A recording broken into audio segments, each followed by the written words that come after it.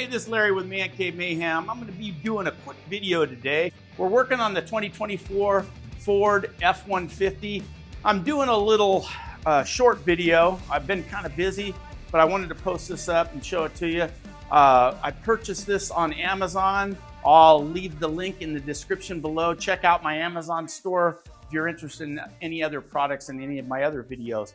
So let's get this going. It's going to be a navigation screen protector, basically a giant iPhone screen cover. So let's get started with this. I'm going to go ahead and unpackage this. This was fairly reasonably priced. I'm not sure what the cost was, but it was very reasonable. So we'll get this opened up real quick. I'm going to do a down and dirty video here. So I am opening this up.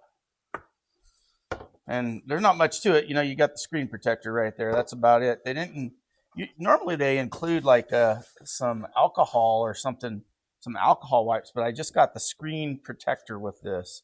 So hopefully everything's good on it. And you know, it's going to be typical for a screen protector. It's got, it's glass and it's got a protective film on it.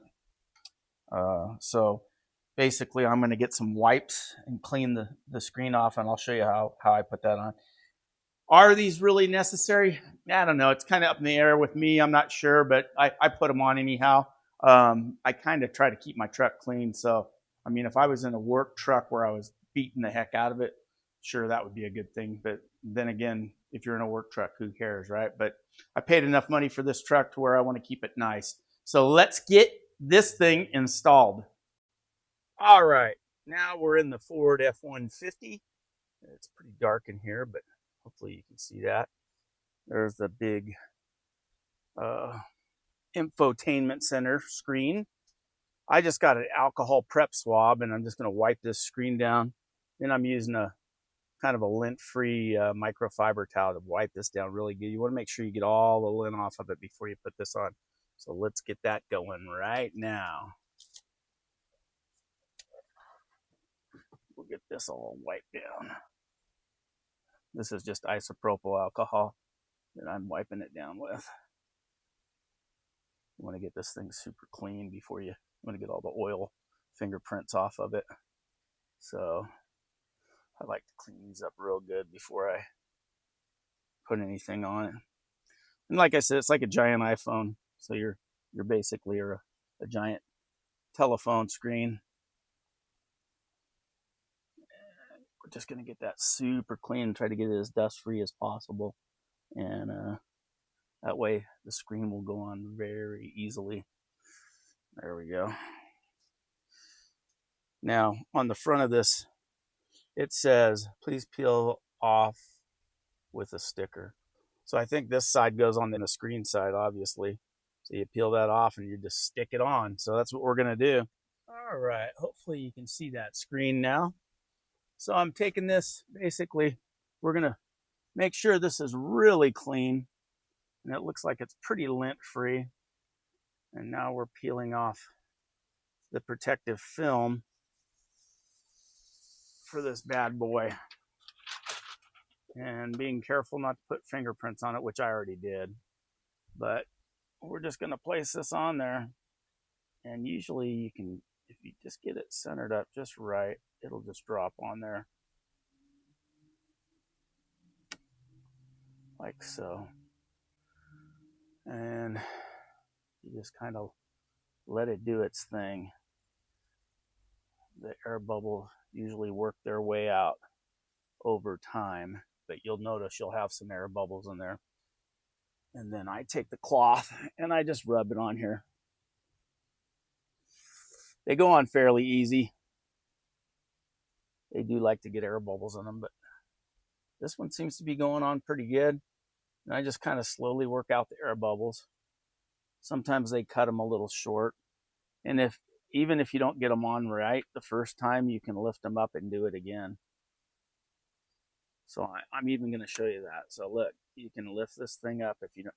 So it's not the end of the world if you don't get it on right. You just slowly lift it up like this. You can center it up a little more. Mine happens to be down a little too low, so I'm going to lift it off again. You just have to be patient with it and do it real slow. Don't rush this process, because if you do, it's just not going to work. And bring it down slowly.